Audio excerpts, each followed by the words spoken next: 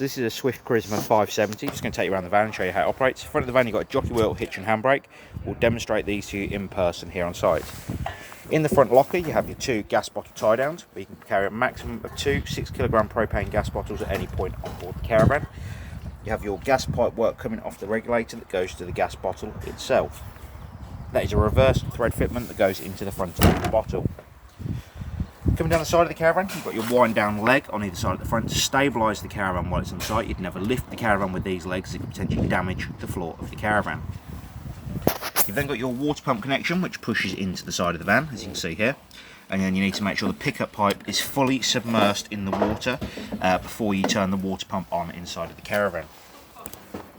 You've then got your heating and hot water flue, which you need to remove prior to using anything on gas inside of the Caravan, and also when you use the electric side of the heating. You simply remove it by pulling the cover off from the bottom, and this cover then will have a vent behind it, a bit like you've got on the side of your house for the flue system. You've got a mains power lead that comes into the side of the van from the power on site, and then we put a leisure battery on the van just to demonstrate everything is working as it should. You've got 2 fridge vents on the side of the Caravan. These 2 fridge vents are very simply there to allow hot air at the back of the fridge unit and to take some cool air in. Behind one of these you'll also find a flue for when the fridge is running on gas. Motor mover and wheel nuts. We'll demonstrate the motor mover to you while you're here on site, and we'll also torque the wheel nuts before the Caravan leaves, so you can see they've been tightened correctly. Coming further down the side of the van you have your 2 grey waste pipes. You have 2 larger diameter holes where your grey waste pipes go into, and they drop down inside your waste master. At the back of the Caravan, in this cupboard just here, you have your toilet flush tank. I'll show you that in a second once I've got the keys. At the back of the van you have a storage locker here that you can access from the inside or the outside of the van. At the back of the van you've got 2 wind down legs again to stabilise the van while it's on site. Then coming down the door side you've got a storage locker at the front of the Caravan and your barbecue gas point and your last wind down leg. Coming onto the inside of the Caravan now. Oh sorry, let me show you that toilet locker. Come around to the outside again. Open up the lock at the bottom here. So at the top here you have your toilet flush tank. You need to fill this to 3.5 litres of water and a cap full of the pink fluid prior to use. So you can drain it through this little cap here. Toilet waste tank slides out from the bottom, as you can see here. The neck here turns out 90 degrees so you can tip the waste away. The yellow cap is a measure for your pink and your blue fluid, and on the back of the cassette you've got a yellow pressure relief button which you can just about see at the back there, hopefully. And that button you need to press in prior to tipping the waste away so it doesn't spit and splatter back at you. In that cassette you need to put 1 litre of water and a capful of the blue fluid prior to use. Going on to the inside of the Caravan now, we'll show you how the inside works. First thing you need to do is come and find your main strip switches for the Caravan. You're going to need to make sure they're all in the up position as they are now. If you're not sure if you've got mains power coming to the Caravan, if you're on a mains powered site, hit the test switch. If this switch drops down, it means there is mains power coming into the van. If it stays in the up position here, it means there is no mains power coming to the Caravan. Above that you've got your main power switch for your space heater, which is the electric heating on board the Caravan. The centre switch is your electric water heating. You'll need to have this on to warm the water up on electric. And on the end you've got your 12 volt battery charger, which you need to have on for the 12 volt systems to work. At the top here you've got your auxiliary power switch, so you need to have this in the down position for the 12 volt systems to work. The middle switch is a car and Caravan switch. So when you're using the Caravan you need to have this switch in the down position. If you're towing down the road you need to have it in the car position at the top. Then the switch on the end here is your water pump run, which I'll come back to in a moment. At the top you've got your battery meter for the onboard battery on the Caravan.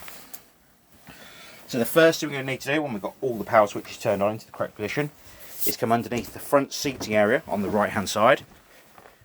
And underneath here you'll find right down the front of the Caravan your hot water tank. I'm just going to lift the cushion up on top so you can see the yellow valve I'm talking about.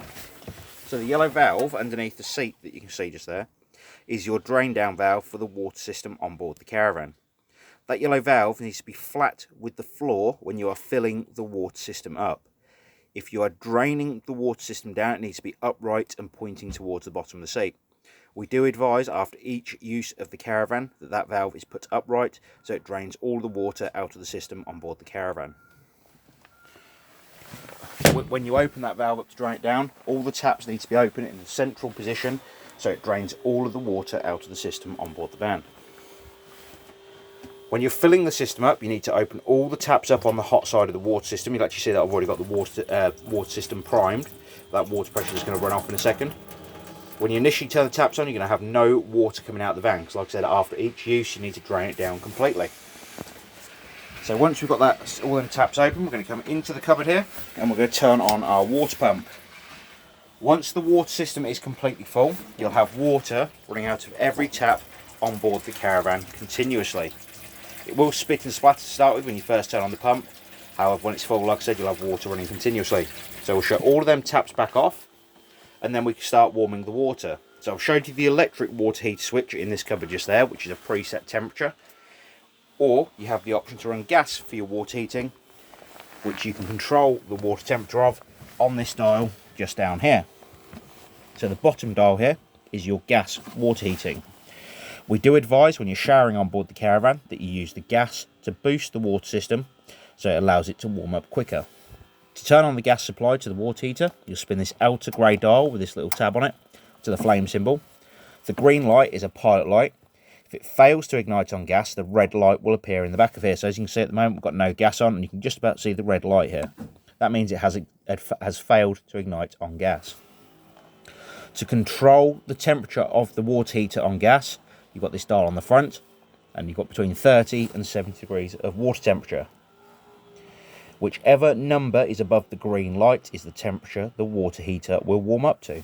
To isolate the gas supply, spin the dial back to the off position, and it turns off the gas supply to the water heater itself. Above that, you've actually got your room heating for the Caravan. So down the side, you'll notice it's got 500, 1000 and 2000 watts. Now what this relates to is the amount of power coming to the Caravan from the Caravan site you're on. So you'll select the correct amount down the side here. The only way you'll know this is by asking your site office when you arrive on your holiday. Then you use the dial in the centre here to control the room temperature of the Caravan between 1 and 9. Obviously the higher you go, the hotter the heating will be. To turn the heater back off, you'll spin it back to the off position just here, and that will allow the heating to turn off. If you're going to use the blown air on board the Caravan, I would advise that you let the heating warm up for a good hour or so before you turn the blown air on, so it allows the heat elements inside the heater to warm up properly before you start putting cool air over the top of them. So like I said, leave it on for quite a while first, then use your blown air heating. Just let the heat come out the front of the heater initially. I'll show you how to do that in a second when we come to the heater. So coming over to the heater now, I'm going to show you how to operate the gas first, and I'll show you the blown air that we were talking about. Dial on top here is your gas supply, so you'll spin it around to the correct gas position, hold down the gas valve and hit the igniter on the end here. When it ignites on gas, you'll have a pilot light in this window at the front. Once it's ignited, you'll need to hold down the gas valve for a further 5 to 10 seconds, then slowly release the valve, and you'll be able to control the temperature of the heater on gas on this dial on top. To turn it back off, you'll spin it to the off position or the 0 position on the left hand side here. Now, as we were just discussing, this Caravan's got blown air heating. So you'll see little white vents around the Caravan in different locations, which will allow the heat out of those. The dot in the centre here indicates the heat is going to come out the front of the heater. This is the way we advise to warm it up to start with, for, like I said, for a good while before you turn on the blown air heating. If you want the blown air heating on, you put this dial over to the wave symbol on the left hand side, and then you've got your fan speed on the dial on top between 1 and 5. Works very similar to your car heating, for instance. That's continuous blown air. On the right hand side, you've got automatic blown air. Essentially, with the automatic blown air, the fan will cut in and out with the thermostat on board the Caravan. Next up is the fridge. The fridge is very simple to use. You've got your power button on the front here. Press the power on. So you've got 3 different ways of running the fridge. At the moment, as you can see, it's flashing the battery symbol. What this means is the 12 volt supply from the car you are towing with, it is not the 12 volt supply on board the Caravan.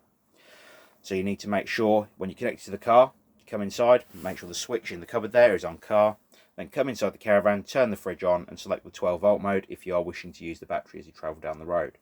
One thing you need to remember is if you haven't got the correct power source or correct connection on the back of your car, the 12 volt fridge mode will not work as you are towing. It will also not charge the batteries you're towing if you haven't got that correct connection. To change the power source you want to use, you press and hold the grey button, and it will start flashing the icons individually. And you can use the arrows left or right to control the power source. So then you can go to mains, hit the grey button, and it will start flashing the temperature. Then you use the arrows again, left or right, to control the fridge temperature. The more blocks you've got lit up, the colder the fridge will be. Hit the grey button and it will set the power source you want to use. Press and hold the grey again, and then you can go to your gas mode, which again you'll see set with the grey button, and then the temperature with the grey button. If it fails to ignite on gas, it will flash the flame symbol here, and also the temperature control, very much similar to what it was doing on the 12 volt mode. And it will also have a red light just in there where that green light currently is to let you know it has failed to ignite. Turn the fridge off, press and hold the power button, and it will turn back off. Hob, grill and oven all work very much like your household appliances. The only difference being the 240 electric ring at the back will only work when you're connected to mains power on site. If you have no mains power coming to the Caravan, the electric ring will not work. Last thing we go through on this particular Caravan is the toilet system in the bathroom. So, got a toilet flap here, or toilet flush on the right hand side there, it allows you to flush the toilet. And then the flap on this side allows you to open the toilet waste cassette itself.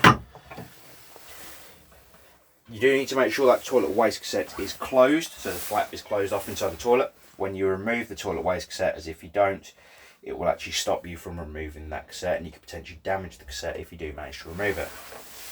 Down the front here you've got a toilet full indicator light. If that goes red, or the icon goes red, that means the cassette is completely full. So that is the Swift Charisma 570. If you have any further questions on the Caravan, please don't hesitate to give us a call, and we'll be more than happy to help. We appreciate the business, and we look forward to seeing you here on site soon when you collect the Caravan. Thank you for now. Bye bye.